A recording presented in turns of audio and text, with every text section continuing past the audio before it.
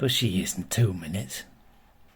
It's about 11:30, and I'm just starting to relax a little bit, thinking, well, she's changed her mind and got distracted doing something else, but then there's a knock at the front door. I go and open it.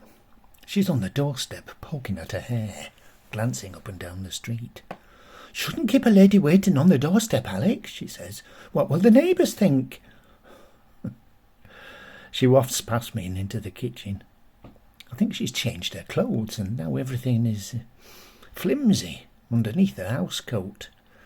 And she smells like she's spilled a bottle of perfume on herself. My eyes are watering a little when I come into the kitchen behind her.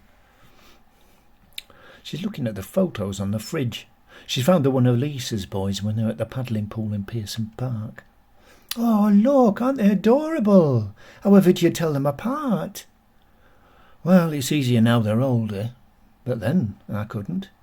"Older? However old are they now then?" she says. "They're 7. "They're not 7. "Yes, they are." "They're not 7, she says again. "I can't believe that." "Well, it don't really matter whether you believe it or not, Glynis, I say. That's just how old they are now." But she's not really listening, and Jill's telling me to be nice. Glynis is still peering at the picture. "I just can't believe that, Alec. 7. My goodness, where does the time go? They'll all be grown up and left home soon." "They will, Glynis." "Do you see much of them?" she says. "Well, you know, Lisa's very busy. She comes when she can. They were here last week. It'll be the boy's birthday soon, too. I'll go over and see them then." "Oh, lovely," says Glynis. "How old will they be?" They'll be 8, Glynis." 8? Never! They won't be 8, surely." "That's usually what comes after 7, Glynis." All right, Jill, I know, honestly." "Where's that tea, Alec? You shouldn't keep a lady waiting for a cup of tea." I go back over to the kettle and flick the switch. "Oh, but what am I like?" she says. "I've left your hot cake on my counter in the kitchen." "I don't know. I'd forget my knickers if I were wearing any." "I've got another one," I say. "Oh, never mind that. I've got to watch my figure." "Don't want to be a balloon lady, do I? That would never do." So, Alec, when are you going to take me out?" "Take you out?" "Yes. Don't you think you've neglected me long enough? A lady needs to go out occasionally, out on the town. We're only young once. Life is not a dress rehearsal." It's only right.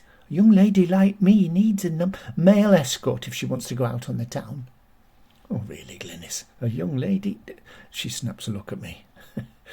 "You're as young as you feel, Alec. I'm just a girl underneath these curvy bits. You just see the curves, I know, but there's a vibrant, lively girl inside them, full of life and longing, looking for an adventure before everything passes her by. So where are you going to take me?" "Oh, no, don't tell me. It should be a surprise." "Oh, I can't wait." She perches her behind on the kitchen stool and clasps her hands together in front of me. Twinkles at me. "I always liked your kitchen," she says. "Really?"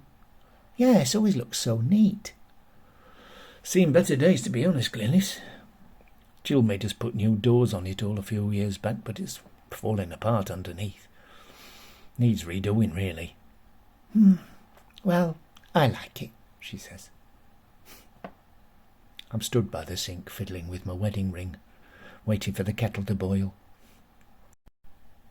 I look out the window, see that big gingered Tom on my lawn again. I knock on the glass, but he doesn't move, so I open the back door and shout at him, and then he shifts himself all right. Back door seems a bit stiff to me. Something funny going on with the handle. I notice it's spotting with rain. "Darn, it's raining," I say. "That's a shame. I was hoping to cut the grass later."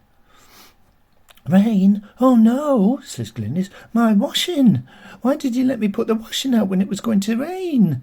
Oh, I'll get dirty marks on my delicates. Oh, Alec." "Oh, I don't think I can really be held responsible for the weather, Glynis."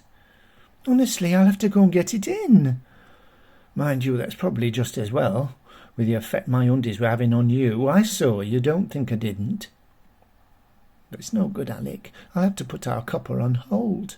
What a shame, just when we were going to have a good chat. She slides off the stool and bustles back through to the front door. Let me out, Alec, quick. Oh, it's quicker out the back, to be honest, Glynis. Oh, just come and open the door. It's not locked, I say. Just turn the knob. Alec, she says, a bit snappy if you ask me. So I go and reach past her to open the door while she's pulling her bosom up a little.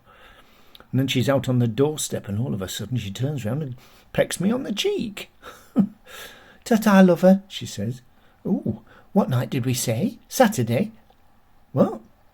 When you're taking me out? Saturday? Let's say Saturday. Lovely. Oh, can't wait.